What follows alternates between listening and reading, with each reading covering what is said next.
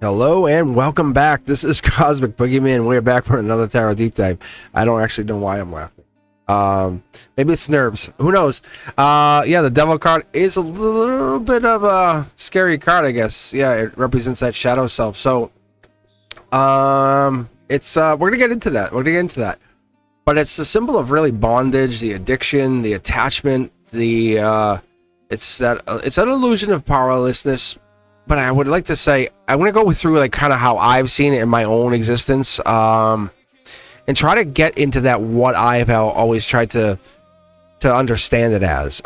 If you guys have been here before, thank you for being here, and thank you guys for being members. Those of you who are members, and any of you who would like to make a comment, please do. Hit that thumbs up if you're enjoying what you're seeing, if you like what you're hearing, and if you want more content like this, please let me know. Please, comments, let me know you guys are enjoying this. That's the best way to tell you. There's a couple things in here I really would love to point out to you, because people get afraid of this card. They get afraid of this, and obviously the death card. They get afraid of the tower moments. But it's, how would you be afraid, of the other half of you, or the other part of you, the hidden desires? Are you really afraid of that? It's the 50 Shades of Grey. Would you be afraid of 50 Shades of Grey? Some of you want that. Some of you are like, oh, hey, hello. Wait, what'd you just say? Okay, I'm back. That's what it is. But it does represent a little bit of that misuse of power in getting over part of that. It's, you have to be careful, because there is the shadow, the night side, the hidden truths, and there it is. It's, we have to be careful, because there is the inverted pentagram here, and that's where the devil's head and all that comes in.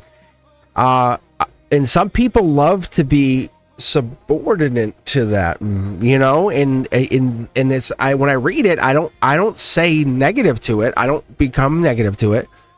It depends on how the power's flipped when I'm reading this card, and there is hidden energy here. So when I read it as that. I do. I will get into it. The torch is there. If you look at the energy on the right, that torch is there, and that is free will. There is willpower, but sometimes there is that power for appetite, and that's what you have to understand. There is flame, and there is flame that's still burning, but there also have to be understanding that there is a misuse of power, and sometimes power can be claimed or reclaimed, and that's what you have to be careful of. And what will also happen is letters or things will pop up, especially when I'm reading these cards. Letters will just kind of come up. You can see how the word evil comes out of the word devil. So y'all see the word evil come out, and that's how I know this is how it's a negative card. It will just kind of be sitting there, and another card will lay on top, and I'll see the word evil. Really, it's really interesting. But it's really, there's a male and a female, or masculine, feminine, bound at the necks. The chains are loose; they could slip free. That's how I'm telling you.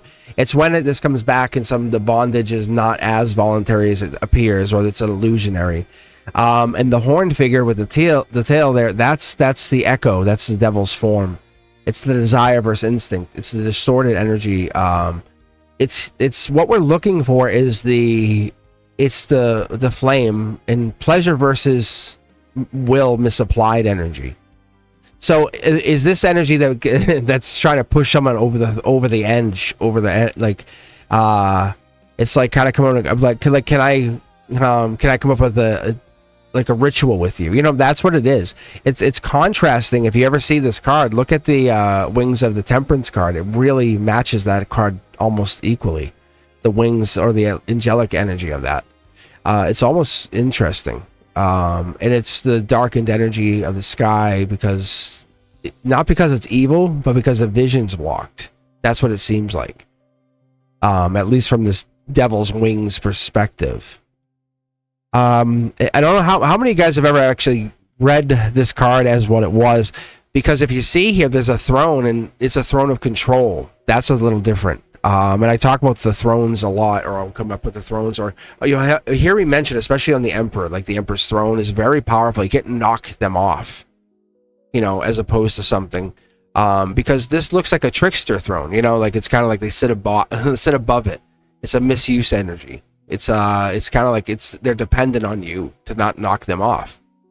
that this is like, you can almost like, these people can get free from this. It's can you convince somebody of something else? Like, don't do that. Why you're doing that? And it's a repressed thing. It's like a shameful thing.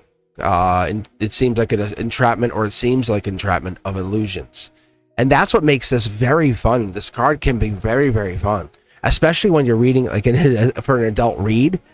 It really does, because what it's inviting you is to confront that shadow self, especially when you're reading it as like a very erotic reading. And it's so fun to read like that, because there is that bondage side of it. And most people say, I won't read it like that. Or I don't know. I'm like, really? I'm like, well, there is the bondage part.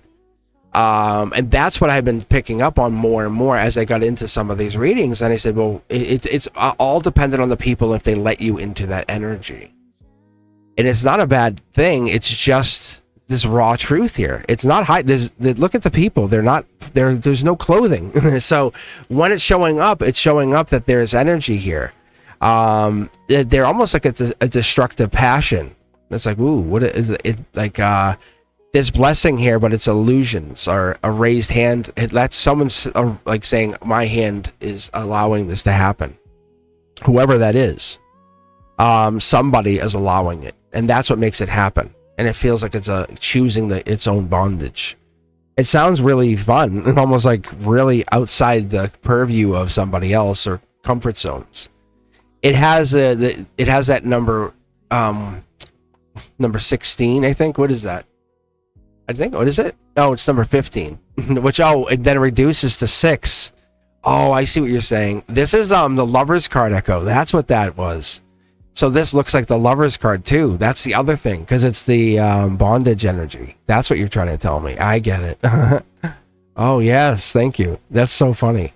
Because if you look at the Lover's card, it has an angel above it, and it has 2 people, but they're not chained. It's like, it's really, maybe I'll grab it in a second. Anyway, I'll just keep going.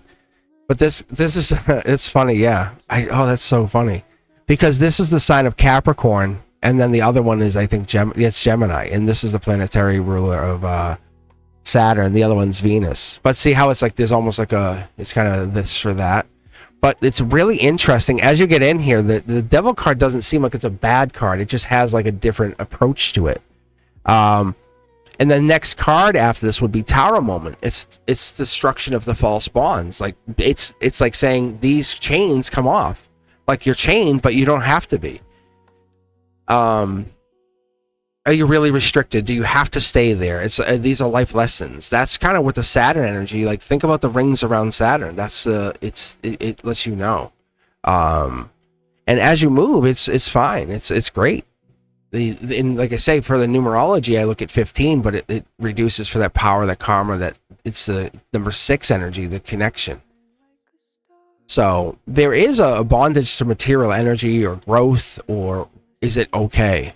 And that's what makes these cards more fascinating and very intriguing as you open up. But even this isn't typically like just the devil. It's what's it, Baphomet? I don't know if I'm pronouncing that right. Baphomet. I need some iced tea. I've been doing a couple of these. Baphomet. I think that's his name. It's like I can see his name. I can see it. It's like I'm literally, like, that's the other thing about me that you're gonna learn here. Like, that's what makes the devil card fun for me, because I used to play D&D for a long time. I have like a bunch. I have like probably 1,000 minifigs. I have books. I 3D printed stuff for the campaigns. It's so fun. I have a tabletop TV, like as like kind of detailed as I try to get for this stuff. But it's what was it? BAEPH? I think it's PHOMET.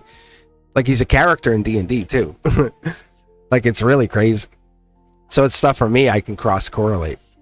Anyway, but that inverted pentagram, and the pentagram itself is, I was just talking about this the other day, is you have the water signs, the fire signs, you have the earth, and then you have the air, and then the ether is what surrounds the pentagram.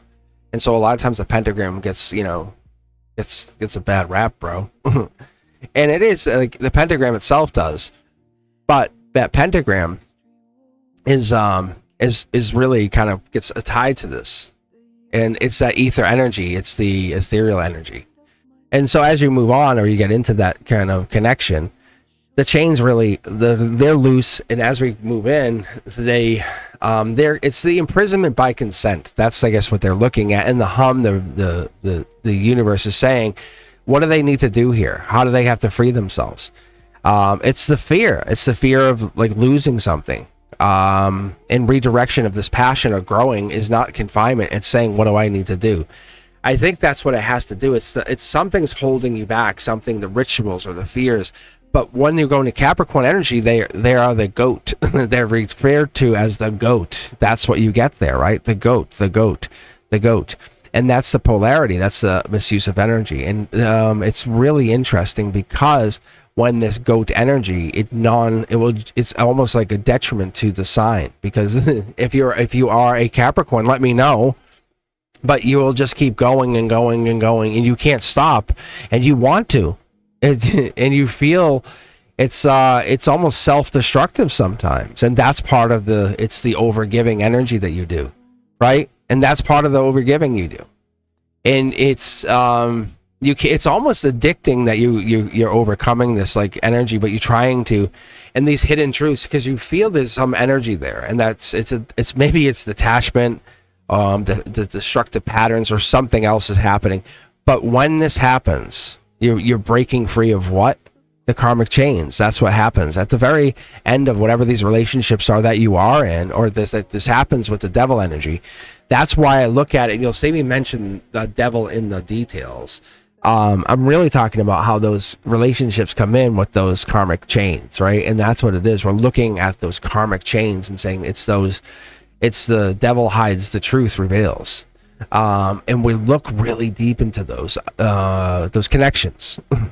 The devil isn't outside you. It's the echo of what you've been bound to, the what you see clearly. The chains will slip free.